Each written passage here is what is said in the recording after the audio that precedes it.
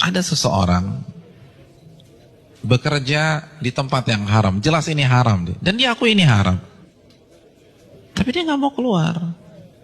Kenapa dia nggak mau keluar? Dia katakan, anak saya 4, Ustaz.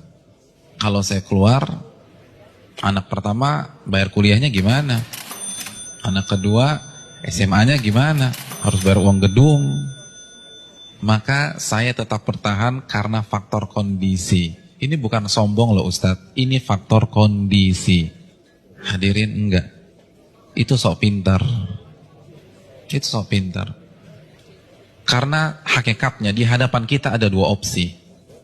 Opsi yang pertama, matematika kita, logika kita. Gaji kita 15 juta, anak 4. Oh cukup. Tapi begitu saya resign, maka bulan depan 15 juta itu hilang. Maka nggak mungkin mencukupi 4 orang anak. Itu matematika kita.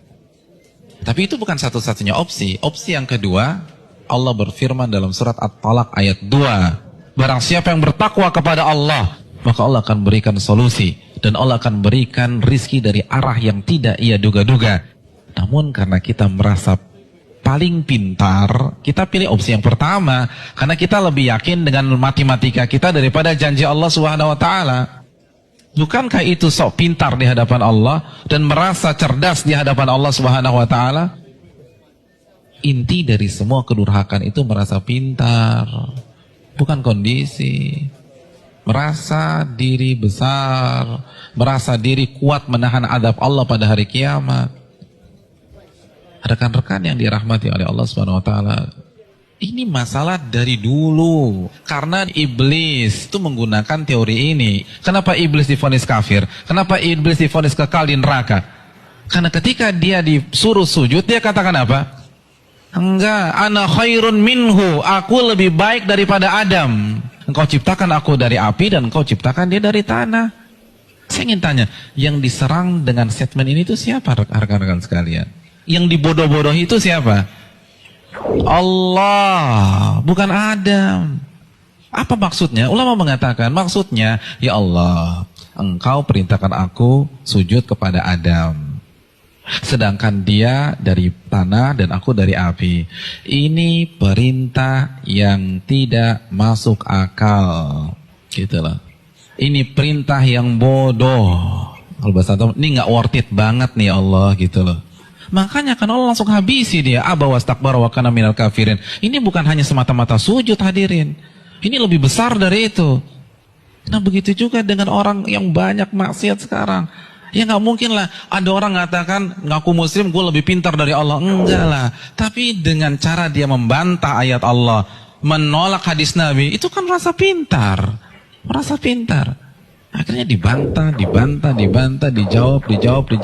Hadirin, simpel aja, saya kasih 2 contoh dalam masalah ini. Asy-Syu'ara ayat 61, ini jelas.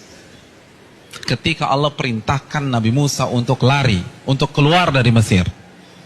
Lalu apa yang terjadi?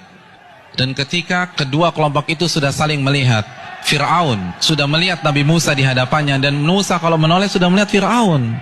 Innalah mudrakun. Maka sebagian pengikut Nabi Musa itu mengatakan kita akan tertangkap. Kita akan tertangkap. Kenapa? Depan laut merah, belakang Fir'aun. Logika main, ketangkep. Matematika main, ketangkep. Lalu apa kata Nabi Musa?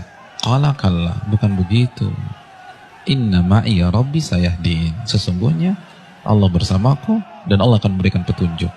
Maka setelah Nabi Musa berbicara demikian, baru Allah wahyukan anidrib bi'asakal bahra fanfalaqa. Pukulkanlah tongkatmu ke permukaan laut, maka laut pun akan terbelah. Ada 2 sikap yang kontradiksi. Yang satu begitu melihat kondisi real di lapangan, langsung menggunakan akalnya. Kita ketangkep nih. Tapi Nabi Musa enggak. Beliau merasa bodoh di hadapan Allah. Maka beliau tidak menggunakan pemikirannya, tidak menggunakan logikanya, tidak menggunakan matematikanya. Nabi Musa lebih percaya dengan janji Allah, in tansurullah yansurkum. Jika kalian menolong agama Allah, Allah akan tolong kalian. Orang nggak akan bisa seperti ini kalau dia nggak merasa bodoh di hadapan Allah. Hadirin, saya ingin bertanya, pengikut Nabi Musa itu siapa sih? Bani Israel. Bani Israel itu bodoh atau pintar? Pintar. Dan Nabi Musa adalah anak bangsa Bani Israel yang tercerdas pada saat itu. Yang satu merasa bodoh, yang satu merasa pintar. Dan yang benar adalah yang merasa bodoh di hadapan Allah. Ternyata seluruh analisa, prediksi yang diucapkan oleh seluruh orang-orang yang mengatakan kita akan ketangkap salah semua. Bukankah itu pelajaran bagi kita? Bukan berarti kita nggak boleh menggunakan akal sehat, enggak. Tapi kalau sudah berhadapan dengan perintah yang jelas, larangan yang jelas, merasa bodohlah di hadapan Allah. Jangan kritik, nggak mungkin Ustaz. Ini nggak make sense nih Ustaz. Ini nggak dapat hitung-hitungannya. Tuh Anda baru lagi merasa pintar. Emangnya Allah nggak bisa mengkayakan Anda dari jalan-jalan yang Anda nggak duga? Contoh yang terakhir, jelas-jelas surat As-Saffat ayat 102. Perintah jelas. Allah perintahkan Nabi Ibrahim untuk menyembelih putranya. Lalu Nabi Ibrahim lakukan hal tersebut. Kita sudah bahas. Hadirin yang dirahmati oleh Allah Subhanahu wa taala. Nabi Ibrahim kenapa tetap menyembelih putranya? Karena merasa diri bodoh di hadapan Allah. Karena kalau pakai matematika dan logika, itu jelas sudah nggak boleh disembelih. Wong orang terbaik kok. Beliau akan komplain kalau beliau merasa pintar saja, beliau akan komplain, kenapa anak saya disembelih? Saya kan manusia terbaik di sini. Harusnya kan anak saya sekolah di sekolah internasional, ya Allah, kenapa justru disembelih? Kan begitu logikanya. Tapi tidak. Beliau merasa diri bodoh sehingga lebih percaya terhadap perintah Allah daripada logikanya sendiri. Ada yang berani meragukan kecerdasan Ibrahim? Saya ingin tanya, etnis dan ras tercerdas di dunia itu siapa? Bani Israel. Bani Israel itu keturunan siapa? Nabi Ibrahim dari Ishak. Jadi ini bapaknya kecerdasan. Tapi ketika berhadapan dengan perintah yang tegas, larangan yang tegas, udah sami'na wa ta'na. Lalu kita nggak cerdas-cerdas begini, berani debat Allah, berani mengatakan ini nggak benar, ini keliru, hitungan saya nggak dapat. Kalau begitu kita makan apa? Allahu Akbar. Janganlah kalian mati kecuali kalian menjadi seorang muslim, pribadi yang menyerah kepada Allah. Kita yang mengkrit hari terakhir hidup kita. Dari sekarang, hadirin sekalian, dari sekarang menyerahlah kepada Allah.